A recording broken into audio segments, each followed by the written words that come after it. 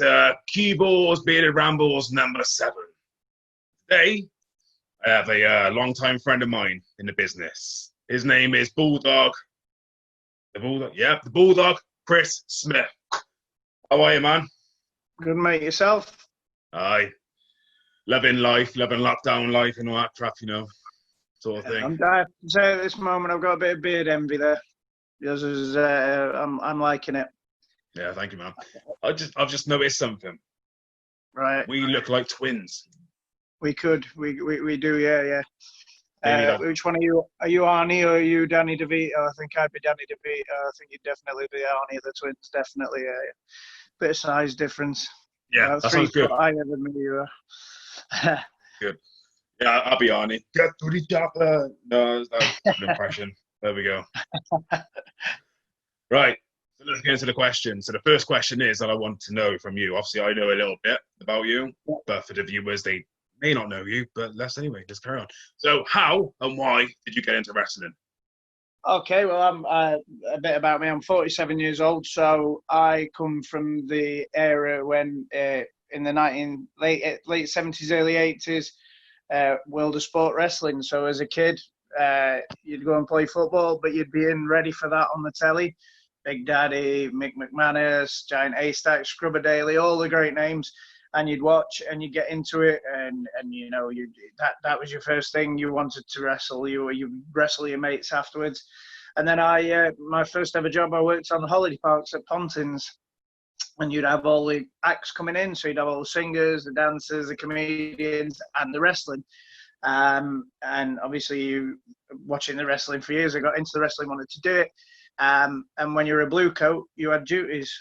I was a blue coat at Pontins, so how it started was you'd probably ref, or you'd commentate, or you'd be a second at the side of the ring. And a good friend of yours, Nigel Hammore, Tommy Stewart, that comes to the shows and comes to your shows. He was on the team that used to come to our place with Robbie Hagan. We had Denny King. We had really fantastic wrestlers. And they were great guys. They knew if somebody thought that somebody, when you refed, they'd do a bit and they'd elbow you and you took a bump. And they saw that I could take a bump and they were like, do you want to learn a bit? It was always easy to learn a bit. The ring was set up. There was nobody around. So they'd, for the want of a better phrase, show you the ropes, get yourself in.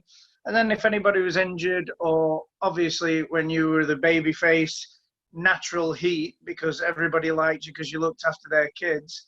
If you were a heel wrestler, what's better than having a perfect opponent as somebody that everybody loves and you could beat him up a little bit? And that's how it started. So I wrestled a few times as a blue coat. So in 1995, I was going to do wrestling, but unfortunately, the guy I was going to be wrestling for, there was no work for him. He'd already tied up all his people. So I went back to being a blue coat. And that was that, really. I then moved on and worked for British Holidays, and again we had wrestling, and did a bit and got trained a little bit more, and wrestling style changed then, because early 90s it was still British style. All of a sudden WWE or WWF at the time and WCW were getting more prominent, so instead of doing all the old school 3 rounds, the 6 5-minute rounds, it became clotheslines, it became suplexes. The kids were wanting to see what the Ultimate Warrior could do, what Mr. Perfect was doing. So wrestling changed, and that suited me, because I've never been any good at the hammer locks and all that sort of stuff. I prefer to punch somebody in the face. It makes more sense to me. I know you're a fan of that, and kicking people's heads off. Oh, yeah. And so that style suited me. And I was able to work better with the guys that were coming in, because I could do that kind of style, and they were into that kind of style. And then I moved away from it. I went to work abroad as an entertainer and stuff, so I never did it again. This is the story of how I got into be a wrestler when we first met. I was working out in Lanzarote, and there was this blonde-haired guy, tattoos, about 6'4", and I saw him on my day off outside our local bar where we used to drink. And I went, that guy's a wrestler. That guy, LA Lakers top on, like, covered in tattoos, long blonde hair. It's like, that guy's definitely a wrestler. So anyway, he was a holidaymaker and I was entertaining, and we got chatting and stuff, and he was a wrestler, and his name's Chris Cage. And he was on holiday with his wife-to-be at the time. And during the course of the week, we just got chatting, and it was my last year in Lanzarote. I was due to come home. And he basically said to me, when you get back to the UK, hook me up, and I'll introduce you to Johnny Rose. We can see if we can get you in a show. So I did. I didn't think anything had come of that, because it's one of them conversations you have where you're like, oh, yeah, of course something's going to happen like that. And I got home and we were on Facebook together and we had a chat, and I went down. And I think it was about 2013. I got back into it, 2012, 2013. And I started wrestling for what was then HCW at the time, AWA. And we did a show in, I can't remember where it was. It was somewhere in Worcestershire, because that's where they are, aren't they? I think. Is it Worcestershire, Warwickshire, Worcestershire? Yeah. I think it was in Worcester. And did all right. I packed on a few pounds from when I was doing it when I was a blue coat with a long flowing hair and the remote 6-pack. So more of a keg. Don't so very good in life, but I know you like a keg yourself. So you don't like a keg, you like a keg, you like a beer yourself. So, but yeah, it was good times, and it was good to get back into it and had some fun times, met some great people over the last 7-8 years, and it's a good buzz, as you know. There's no better feeling going out there and people either clapping for you or jeering at you. You know, sometimes it's fun to be bad, isn't it? As you know. Yeah, definitely. I mean, I spent my earlier years in wrestling as a babyface, and I loved it. I especially loved coming down to your neck of the woods. Oh, brilliant, man. To Dinnington Resource Centre, where you do the wrestling now. Yeah, tag team partners, man. It was amazing. We was, and I have the photo. That was a good night. Loved it. We had a couple of good nights, and then we went up to I think we went up to Glossop as well. Wrestled Dylan Roberts. That's right. I knew, and CueBall decided not to be CueBall for a night and became Sting, if I remember. Yeah. It was a tribute show. Yeah, that was and what was it, Wolfpack? I was Wolfpack Sting, and I was actually champ again that night. So there we go. There's a photo of that. You've got a photo of that somewhere. Yeah, I got that. Yeah. We had a good night in Kidderminster Town Hall as well, in Stourport. You and I had a really good bout in Stourport. One of my many gimmicks, I was Bad News Smith, and you were sort of like a Matt Hardy type, doing the swantons and stuff. That's right. Yeah, I remember that. Yeah, it's good times, mate. Yeah, really it's crazy times, and that was 2012. So that's nearly a decade ago as well. It's crazy to think. Oh man, it's gone quick. It's gone quick. Yeah. Anyway, so the next question is, so obviously you've had a long run in terms of having a career. So aside from HCW, which is now AWA, have you been to any other promotions? Yeah, I worked with you. You put a show on in Tewkesbury. I've worked. Obviously, I worked with the guys before I started with HCW all the way back, and in them days it was more. I don't think they really had names when they went around the parks, so it was more about the promoter. So the promoter I worked for was a guy called Jimmy Hagan, who was one of the best workers you'll ever see. He could do comedy. I can say he had Tommy Stewart with him. He had Denny King. Denny King and Tommy used to put a bout on, and they were that class that they could have done that bout in the afternoon, done it again in the night time, and still sold it with the same people. It was just flawless, and it involved the comb in the tights, and it was believable. Even though you watched it the day before, you'd still go in, and it was.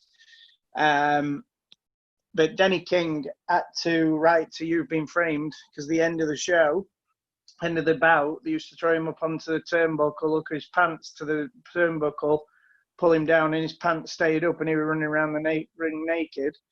And people used to video it and send it in as if it was a gaff. And obviously it wasn't a gaff, it was in the thing. And people were making 250 quid on him every week.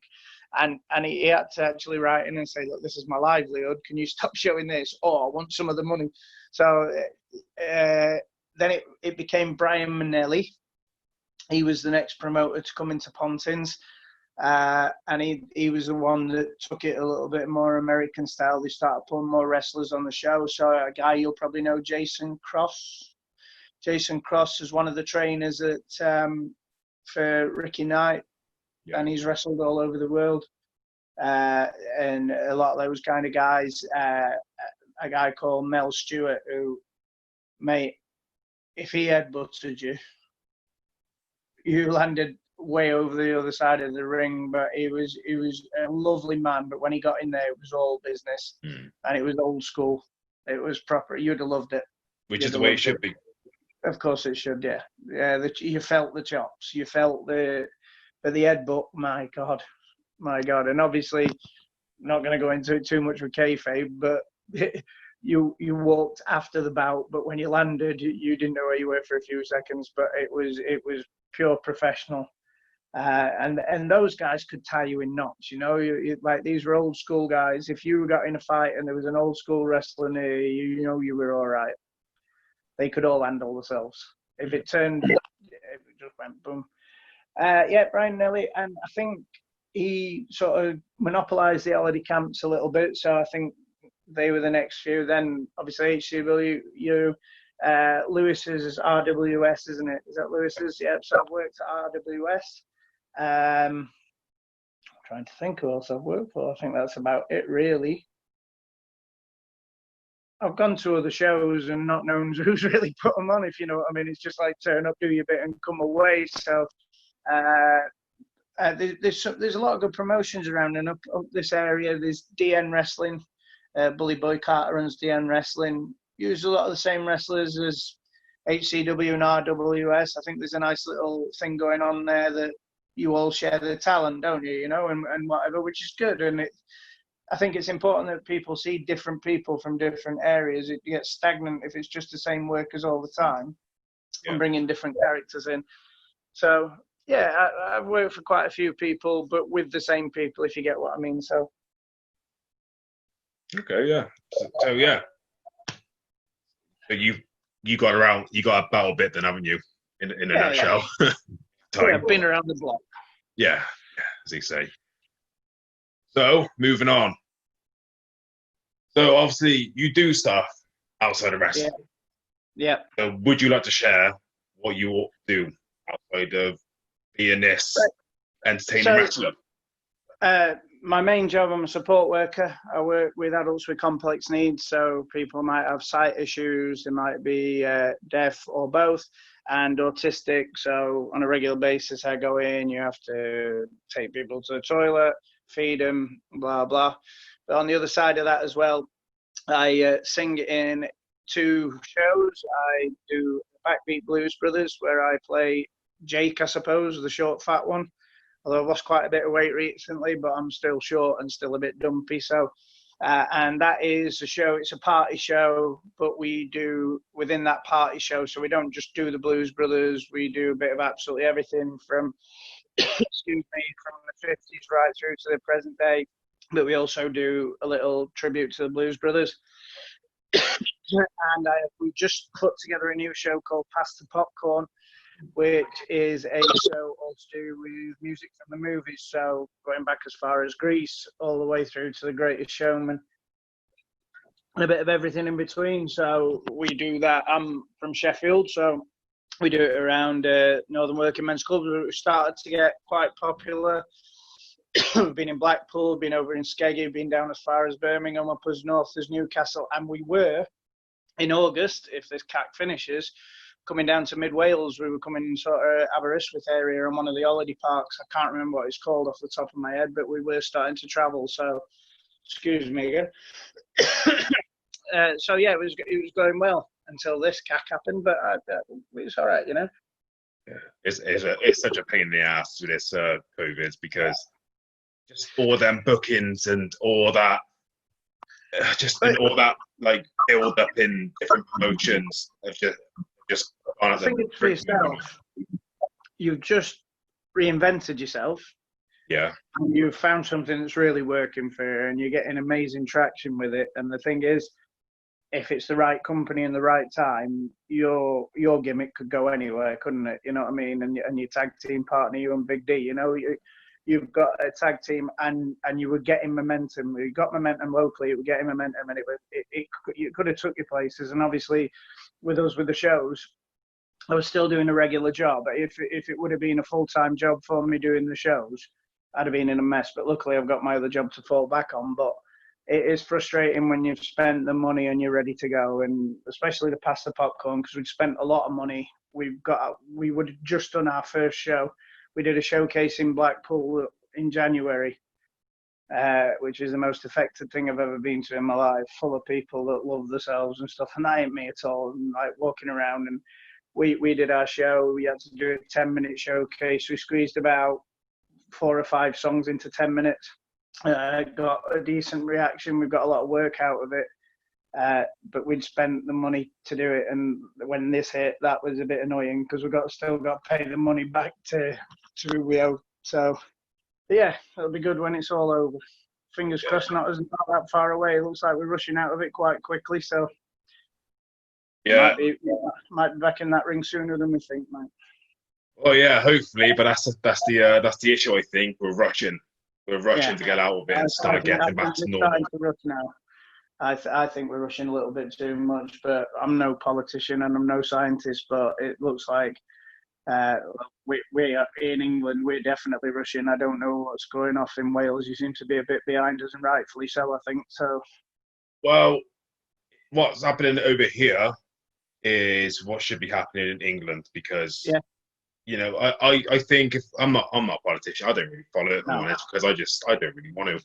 But I think we had more deaths in Wales than what we did in the UK, so I think that's why we're a bit behind, which in fairness is a good thing. It's a good thing. Yeah, I think, you know, Wales and Scotland, you don't hear anything about Ireland up here, but we hear about Wales and Scotland a lot because, you know, they're standing up against Boris Johnson, so we hear a lot about it. I wouldn't have a clue what's going on in Ireland. I don't know if they're any further on or not, but it's good that the people are standing up to Johnson in that way for me, that we're not going to go as quick as you are. So fair play.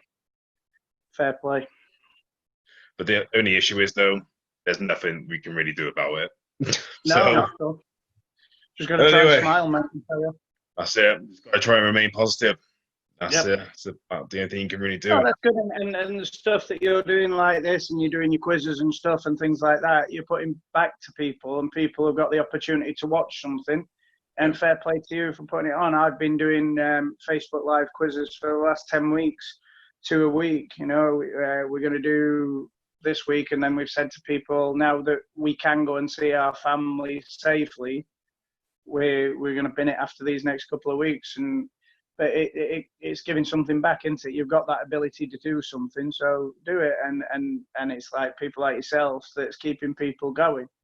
You know, I can't watch your quiz because I'm doing my quiz at the same time, but I see that you get a lot of viewers and stuff, and it's good stuff, mate. It's what people need in these times. Some people ain't got that capability. Some people, you know, wouldn't be entertaining. You're an entertaining guy, and you're giving it back, and it's good to see. No, thanks, man. You know, as soon as this happened, I said to a lot of the guys, saying like, "This is now our opportunity to do something." Yeah. So, you know, we go out there, we have people coming to watch us. So let's make them feel like they mean something to us, and that's what I've tried to do. I've tried to do stuff for my kids, try to do different things. You know, just get different reactions, different people involved, and I'll blow my own trumpet. It's gone over quite nicely, and I've enjoyed doing it. And the same for you as well, you know.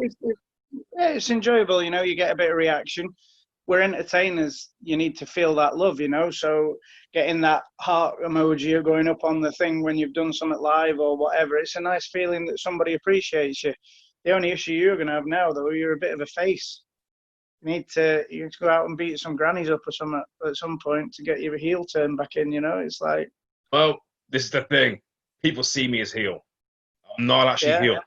I'm more. no. I'm neutral. I'll be whatever you want me to be. If I Are go out, you like Austin then? yeah, essentially. So if I got them curtains and you're gonna boo me, then Play. fuck you. But if you're gonna, if you're gonna cheer for me, then I'll play along with the cheering. I'll make you carry on cheering. I'll make you remember me. I think that's the nicest role to play, if that's the right phrase in wrestling. I'm not good on wrestling terminology, but it's the nice thing of letting the crowd decide and having the capability to go with it. That's the biggest thing. Some people won't want to know what to do if they're half and half. Yeah, and you've got that capability to be able to read the crowd, and it's a big thing.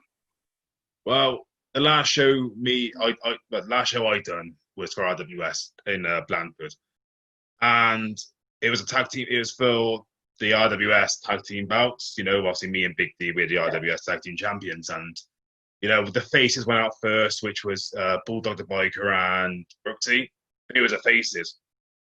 Didn't really get much of a reaction, but we went. No. Well, when our song hit, we was getting the claps. Everybody's clapping to the beat of our song. We was like, we're the bad guys. I said, dude, you know what? Let's just go. Let's go with the flow. We got out there. We got cheered. And I was like, yeah, we're the faces now. And Big D, bless him, he got the You're So Sexy chance. And trying to not to wet myself in the ring because I was laughing too much was quite a hard thing to do, but it was worth it. It was a good night. It was a nice match to sort of have before this whole lockdown shit happened, basically. Yeah. I would always put the heel team out first, though, because that way the heels can create what the heels should create. If the face team goes out first and they don't react, then that's going to be a cold match.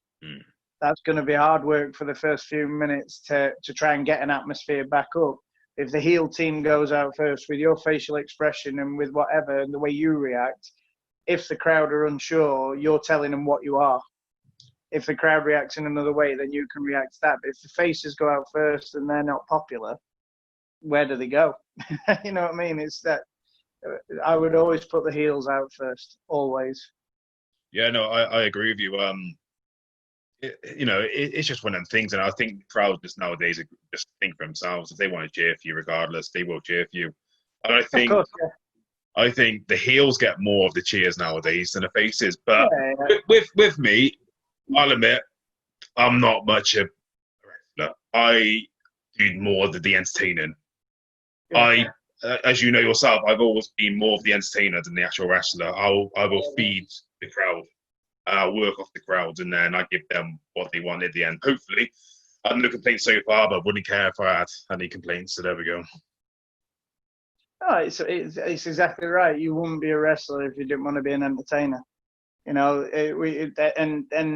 certainly in modern independent wrestling, you go back to the heyday and you go back to the guys that are making a living out now, and rightfully so. They might be working really good money.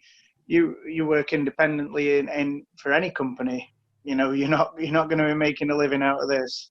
No. So it's got to be about going out and entertaining the crowd and enjoying it yourself, and obviously staying safe and the other person you're in with. But it is all about entertaining, and it's giving them people what they've paid the money for, and it's turning other people onto wrestling, young kids, because a lot of the kids now are coming because like their dads are my generation. They remember World of Sport. They remember that, and they want their kids to get into it because they love it. So it's their chance to get their kid in it so they can still go and watch wrestling. If that kid don't like it, you're not going to see many 40, 50-year-old blokes going to wrestling on their own because they'll feel sad to do it. So it's like you've almost got to. I don't like it when people. I mean, obviously, we've all got. You used to love Jeff Hardy, but you weren't just Jeff Hardy. You didn't do all Jeff Hardy's moves. You still did JP's moves, but you used the Swanton. But you weren't mimicking Jeff Hardy all the way through. You were using a little bit of his stuff. It weren't like you were using his music or anything like that. But I don't like it when I watch matches, and it is like watching Ultimate Warrior from start to finish. I think you've got to work on your own identity and use little bits of other people's stuff. But the kids want to see, they don't want to see hammerlocks and stuff like that. I'm sure there's wrestlers out there that can do that and can still make it good. And they are very talented people. I couldn't do it. As Gorilla Monsoon used to say, I don't know a wrist lock from a wristwatch. You put me in an old fashioned that little sequence, I'd be rubbish. Punch me in the face, I'll punch you back. That's entertaining for me. It's like that gives the crowd, to me, just as much as I love watching two people go at it and do the proper old school stuff. And if the crowd buy it, fantastic, because it is a good thing to see. I'd much rather watch somebody trying to kick somebody's head off and make it look real. Fantastic. That to me is modern wrestling, and that's what I prefer. Yeah, which is what you do. Yeah. You go out there, to your Dinnington fans, and they know what they're going to get with Chris Smith. Yeah, I go through tables and stuff. It makes more sense to me because I know my abilities. So that's what I'm better at than trying to do 5 minutes of technical wrestling. I mean, you look at Johnny Rose and Lewis Blaine, those guys, they could sell sand to Arabs. And they can put each other in all sorts of positions and the crowd buy it, which is a talent, which is a major talent to be able to do that. Yeah, I agree. I couldn't. I just can't. I've just never had that ability. But the thing is, though, I think it's good. So, on an average show, you have like 6 bouts, right? Yeah. So I think it's good to have a variety. So you have one match, you have your technicians. The second match, you have your powerhouses, you have your brawlers, you have you even have a comedy match in sometimes in some promotions. It's not. We did the Kidderminster Town Hall show. And it was me and Cage in the main event. I'm sure you were on. And Johnny Rose wrestled Johnny Kidd. Which obviously that was the one before, was it? That was that was like probably the best balanced show I've ever been on. So you had Johnny Rose and Johnny Kidd doing the technical 6 5-minute rounds, and you could hear the crowd were going for that big time. Obviously, we were getting changed locker room area sort of thing. I wrestled Cage, and we did a no holds barred match where basically hit me with everything that we'd seemed to buy. I think I got one shot in that I was like, I just this historic building, absolutely beautiful building with like 12-foot pictures, and I'm getting smacked over the head with like wet floor signs and stuff. But we had technical, like you say, we had the hardcore, we had normal wrestling matches, tag team, and I think I go back. Dinnington will always be, for me, the best atmosphere I've ever wrestled at because it's my hometown. Even when I did heel in my hometown, like when you did Tewkesbury, you're never going to get that buzz like that because everybody was there for you.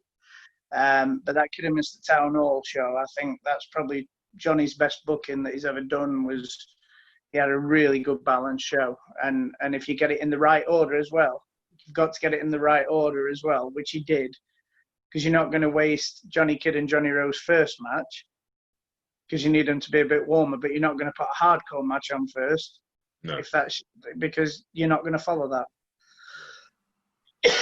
So that's where I think it's really important from the promoter side of things to know what they're doing and what they're booking as well. Yeah, I can 100% agree with that. Yeah, for sure. Right, we're going to move on to the next question now. So, obviously, when lockdown ends, everybody's got their own plans, what they want to be doing. It's wrestling, X, Y, Z, if it's going to different places to perform. But what do you want to do? So, in terms of wrestling, who would you like for your next opponent? This is your chance to call them out now if they watch this. I mean, I would love to go one-on-one with you now. I'm going to tell you that. It would be brilliant because of how you've changed. And obviously, me being again, sorry for the wrong terminology, I'm uber face in Dinnington. It would be amazing to have you as a heel. and I'd book that tomorrow. That would be phenomenal. And I think the people at Dennington would remember you as well. So even though you've changed so much, and obviously there's no face paint anymore and that sort of thing, they'd still remember, because you could do the videos, couldn't you? You know what I mean? You could do the videos coming up, but you do a brilliant video as well, because you could put some face paints on and do the. Oh, I can see it now. I can't explain it, but I think you know what I'm talking about. Yeah. The build up to that match would be awesome, and the match would be good, and it'd be hardcore as well. We'd have to do hardcore, which I'm sure you'd be very happy about. So, but yeah, that would be fantastic. I don't know how long I've got left. I'm 47 now. Of the 2 singing shows. I'd like to wrestle Chris Cage one more time because he got me back to it. Got a couple of great guys up there, which is Alex Rancid. We've had some fantastic matches. Bully Boy always had good matches with, but I'm sort of in a thing at the moment with Foxcatcher, which is a guy that you know well as well. Obviously wrestles with you guys, and I've always wanted to wrestle Foxcatcher because he's got, as gimmick goes, I don't think there's any better around in any wrestling at the moment, and the way he does it is just phenomenal. And I've always wrestled people bigger than me. I've always been in with guys, like when I've been face, it's always made sense to me to have the heel be a lot bigger. Yeah. So it's like a challenge now to have a heel that's a lot smaller. So he's obviously got to be cunning like a fox, you know, and that sort of thing. And the way that we've done it, in the last one, we did an old school 4 corners match chained together. We're due to wrestle in October, if this is done by October, in Dennington.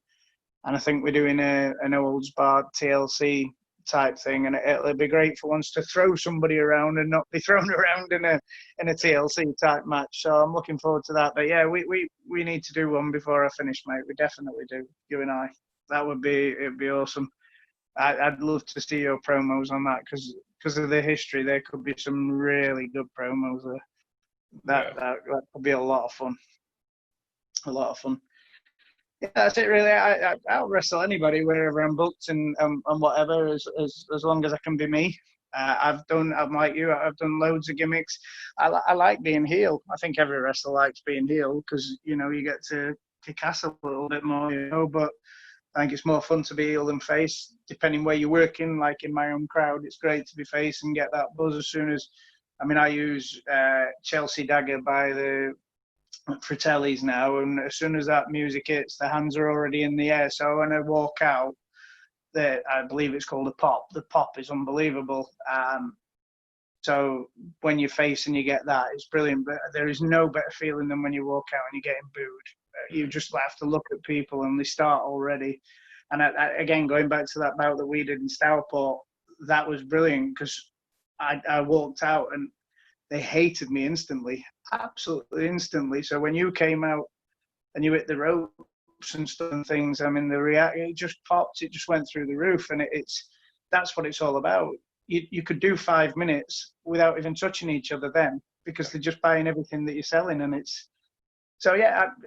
We do need to do one. We do. We'll have to sort that. Yeah.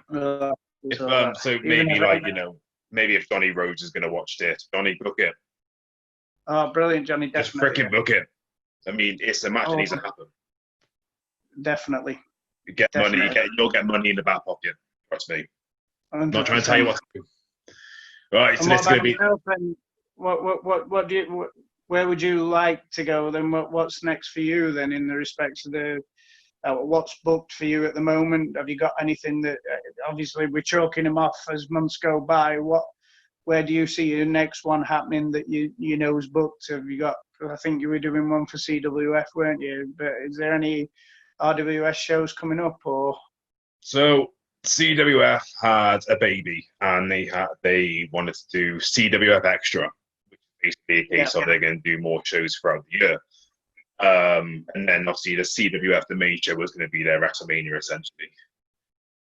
It was just a case of, because we want to defend our CWF titles because we haven't defended them yet. I love the fact we're still champions.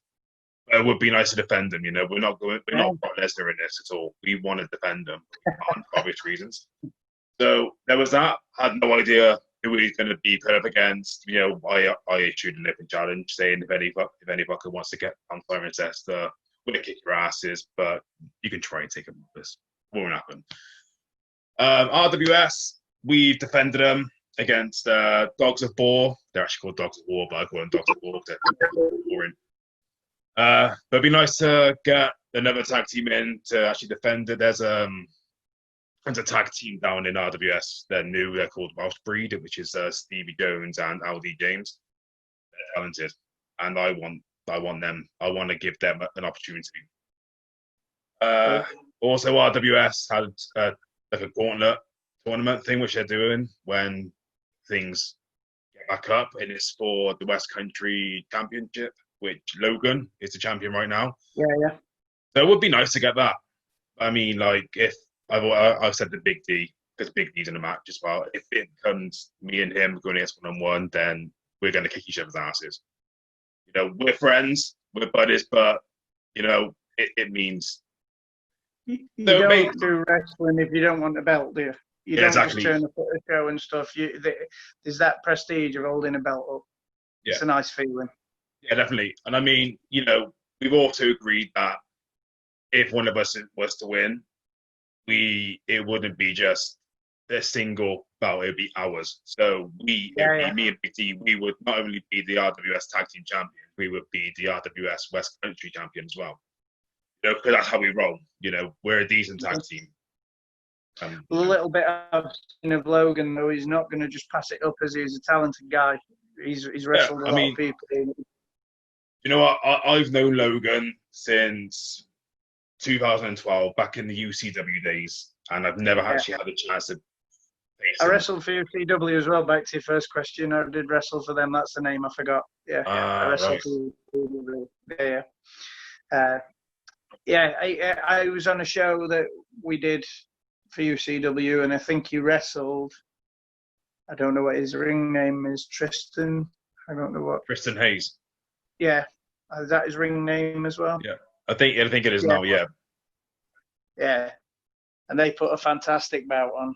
They did it for the title. I think that's when Logan won the title. I think. Yeah. Very talented, Logan. Very, very talented. Aside of that, I've got VCW, Valley's Championship Wrestling, where I made my debut back in February. It's basically my stomping grounds. I came back, I went back, and they said, CueBall, we give you a keg of beer and a couple of quid if you come and fight for us. I'm like, sure, I'll be there. I'll be there in a heartbeat. I loved it. I love being back. It's just to get out there a bit more, get Yara and Scare out there a bit more. That is literally what I want. Yeah. Yara and Scare to get out there.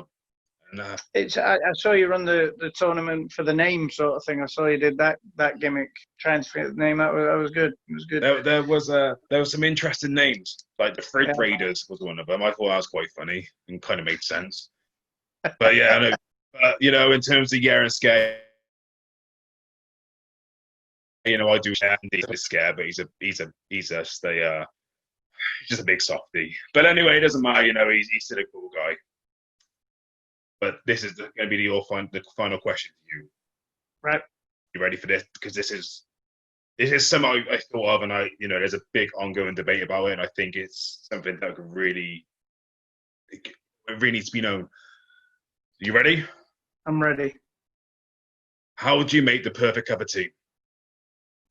Oh, it's tough, you see, because we have to have Yorkshire tea. Being in Yorkshire, it has to be Yorkshire tea. But I'm milking afterwards. I have to put the water over the bag, leave it for a few seconds, chuck the milk in. But I'm a bit controversial because I leave the bag in and squeeze it on the side until I get the colour that I know that people want. I'm not actually a tea drinker myself. So I drink black coffee or beer, obviously. I'm going to crack one in a minute. But yeah, I squeeze the bag on the side till I see the colour and then chuck the tea bag out. But these people that are milk first, I don't get it. You milk lovers are disgusting. I don't drink tea. I don't drink tea, but I'm a coffee guy and a beer guy when I'm not on a diet. But there we go. So that concludes CueBall's Bearded Rambles with the Bulldog Chris Smith. So thanks for coming on, man. I know this is really last minute, Pleasure. but it was nice to catch up and all that. And hopefully we can have that match after this lockdown. That'd be brilliant. That'd be brilliant. Definitely try and make it happen before I pack him, mate. Yeah, I'm thinking 50's a good age. We got 3 years to push this. We've got 3 years of hype it. 3 years, mate. All right, cool. Yeah, I've been CueBall. That's been Chris Smith, and that's it. There we go. So Take it easy, guys. Thanks a lot. see you guys. #, yeah.